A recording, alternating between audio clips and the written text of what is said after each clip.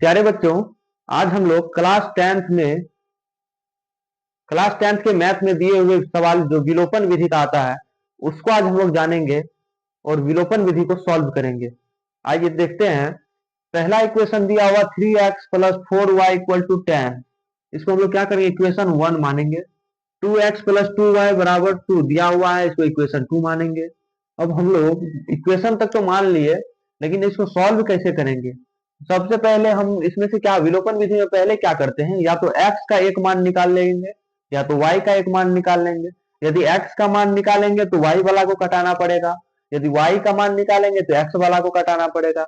आइए हम लोग पहले y का मान निकाल के देखते हैं। x वाला को कटाने के लिए दोनों जगह पे सेम डिजिट होना चाहिए, जो कि इसमें सेम डिजिट नहीं है। तो जब सेम डिजिट नहीं है तो उसके लिए हम लोग क्या करेंगे, इक्वेशन 1 को इसके जो गुणांक होते हैं, इस x वाले को यदि हम कटाएंगे तो x के सेकेंड इक्वेशन के x के गुणांक जो होगा उसको क्या करेंगे, फर्स्ट इक्वेशन में मल्टीप्लाई कर देंगे, और फर्स्ट इक्वेशन के जो गुणांक होगा x का उसको क्या करेंगे, सेकेंड इक्वेशन में मल्टीप्लाई कर देंगे, यानी गुना कर देंगे। आप लोग सबसे पहले ये समझ लीजिए कि यदि y x वाला को कटाएंगे तो x के कोफिशिएंट जो होता है गुणांक, समीकरण 1 के गुणांक को समीकरण 2 में गुना कर देंगे सिर्फ x का, और सिर्फ इधर सेकेंड दूसरे इक्वेशन के x का जो गुणांक होगा उसको इक्वेशन 1 में गुना कर देंगे।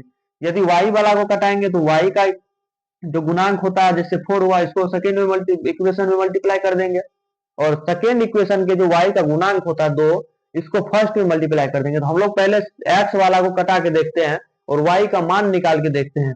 भाई देखिए, x के गुणांक कितना है, इधर 3 है, तो इसको हम क्या करेंगे, दूसरे वाले इक्वेशन में गुना कर देंगे, और इसका गुणांक जो है वो 2 है, तो इसको क्या करेंगे, इक्वेशन 1 में गुना कर देंगे।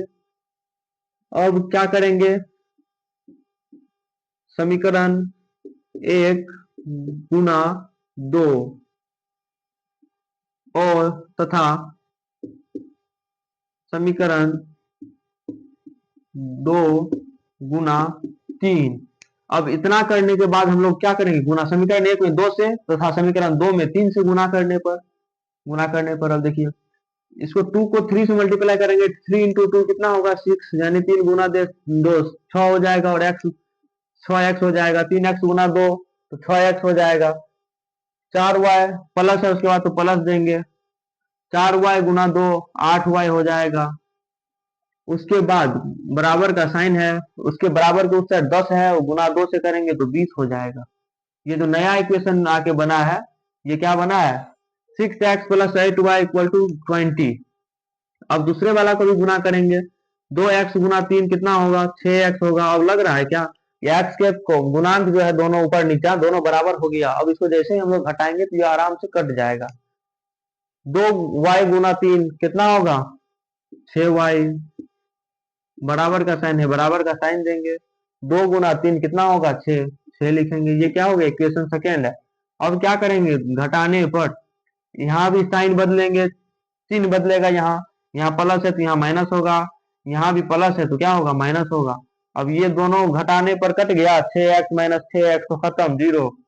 अब कितना बचेगा, प्लस में 8y है और माइनस में 6y है, 8y में से 6y माइनस होगा, कितना बचेगा, 2y, बराबर कितना बचेगा, 20 में से 6 माइनस हो गया, क्या कि यहाँ 3 बदला माइनस हो जाएगा, हम लोग घटा रहे हैं, होगा कितना, 20 माइनस 6 यानी 14 हो जाएगा। यहाँ y बराबर क्या होगा, 14/2 होगा। ये 2 y के पीछे जो 2 है इधर गुना में उधर जाएगा, डिवाइड में भाग में चला जाएगा, 2 से कट जाएगा 14, कितना बार में, 7 बार में कटेगा। y बराबर कितना आ गया, 7 आ गया। अब y का तो मान आ गया, हम लोग को निकालना है x का भी मान निकालना होता है। इसके बाद हम लोग x का मान कैसे निकालेंगे, या तो आप समीकरण 1 जो देख रहे हैं इसमें, या तो समीकरण 2, इन दोनों में से किसी एक में यदि हम लोग y का वैल्यू मान रखेंगे तो आसानी से x का मान प्राप्त हो जाएगा।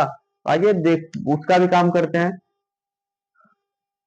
y का मान समीकरण 1 में रखने पर, इधर आइए इधर बनाते हैं इसका, y का मान, या तो y बराबर लिख देते हैं हम लोग, y बराबर 7 समीकरण 1 में रखने पर, समीकरण 1 में रखने पर, समीकरण 1 हो या 2 हो, जिसमें मन होता है उसमें रख सकते हैं। समीकरण 1 में रखने पर अब समीकरण एक में रखेंगे, समीकरण एक क्या है, 3x प्लस 4 और y का मान 7 होता है, 4y हुआ, y के जगह पे गुना करके हम लोग क्या 7 रखेंगे, y का मान कितना है 7 है, और बराबर देंगे 10 का 10 ही रहेगा। अब क्या होगा, 3x प्लस का साइन है प्लस, 4 गुना 7 कितना होगा 28, बराबर कितना हो जाएगा 10। 3x बराबर क्या होगा 10 माइनस 28, क्या कि इधर प्लस में है, बराबर के उस साइड ले जाएंगे माइनस में हो जाएगा। 3x बराबर क्या होगा 10 माइनस 28 यानी माइनस 18, बड़ी डिजिट में माइनस लगा हुआ, बड़ी संख्या में माइनस लगा हुआ, इसीलिए हम लोग यहाँ माइनस लगाए हैं। अब x को रखेंगे इधर, 3 इधर गुना में, उधर क्या भागा में चला जाएगा ना, तो माइनस 18 भागा कितना हो जाएगा 3, इधर वाला 3 जाएगा उधर, 3 कितने से कितने बार में काट देगा इसको 6 टाइम, 6 बार में काट देगा 3। x बराबर क्या आ जाएगा -6, क्योंकि पहले से माइनस लगा हुआ है यहाँ पे। अतः हम लोग आंसर लिख सकते हैं, अतः x बराबर -6, y बराबर तो 7 निकाले ही थे, यही हो गया आंसर।